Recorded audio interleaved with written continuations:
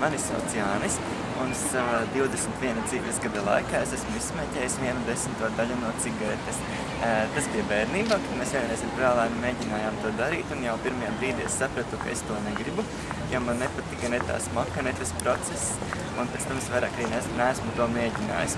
Un tam ir vairāk iemesli, kāpēc esmu izvēlējies nesmēķēt.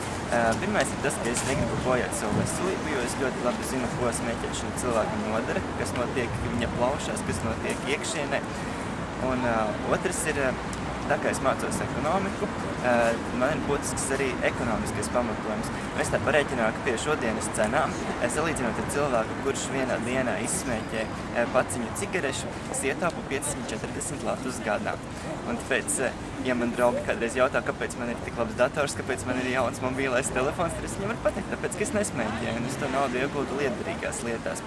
Un tāpēc arī visiem jauniešiem, kuri ir izvēles priekšā, vai pamēģināt, vai nepamēģināt, vai smēķēt, vai nesmēķēt, es iesaku varbūt viņu apsēsties un parēķināt, pirmkārt, ko tas viņam izmaksās, un otrkārt painteresēties arī kādu iespēju tas atstāj uz viņu veselību, jo ir taču tik daudz interesantu citu lietu, ko var darīt smēķēšanas vietā.